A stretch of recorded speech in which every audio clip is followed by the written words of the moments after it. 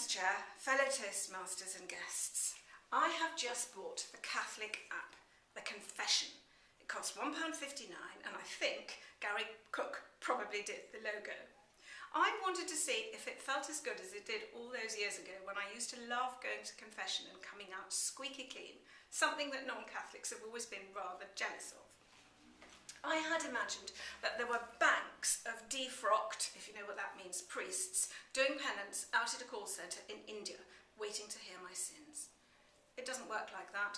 It's just me, my iPhone and my conscience. Before I tell you how it works, I want to tell you why I want to talk about this. When I was at school, there were 3 girls in my class who were called non-Catholics, and very proud of it too. They had smart parents as opposed to smart phones. Their parents wanted a convent education without the indoctrination. Just how clever was that?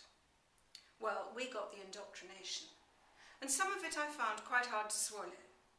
For a start, the black babies, the Africans, who went to limbo for forever because they hadn't been christened and could only get out if we gave them all our pocket money. Well, you know, I could not get my head around that. It seemed so unfair. I gave them my pocket money anyway, just in case the nuns were right. And then sins, the concept of sins. There are 2 types of sins.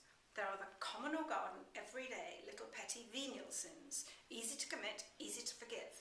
Then there are the big guys, the 10 commandments, and depending on how gravely you commit those, they are the mortal sins for which the gates of hell are promised. Things like murder, adultery, worshipping graven images. Well, not much chance of that at a convent. So we were introduced to the middle ground, the 7 deadly sins. If you can get your head around that. They're deadly, not mortal, but depending on how gravely you committed them, the gates of hell were the reward. I'll explain what these are. There's envy, which is wanting to be or have something you've got no right to. There's greed, which is eating when you're not hungry. There's laziness, which is not going to optional mass, and there's slothfulness, which is not going to optional games.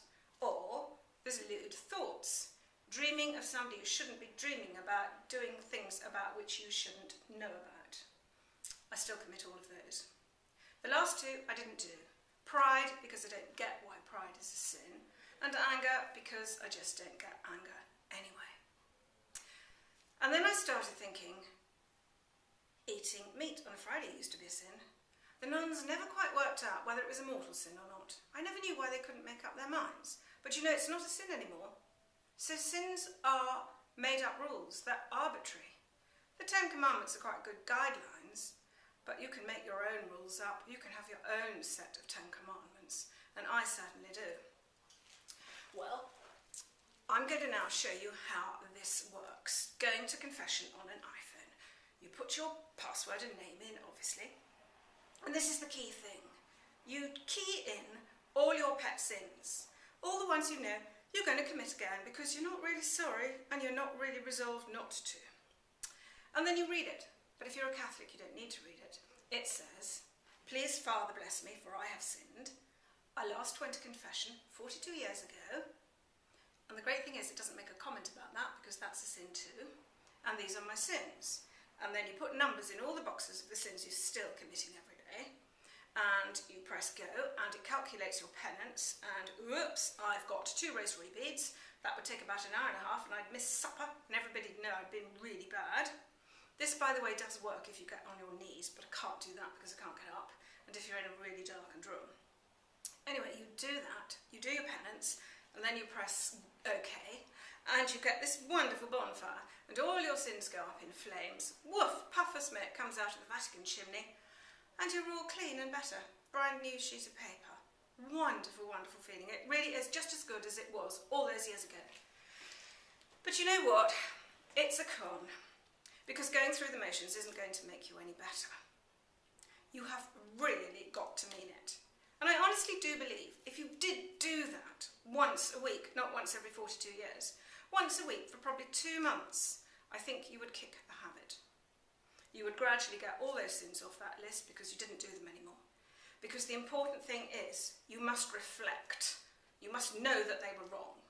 You must be contrite, to be sorry, and you must be resolved not to do it again.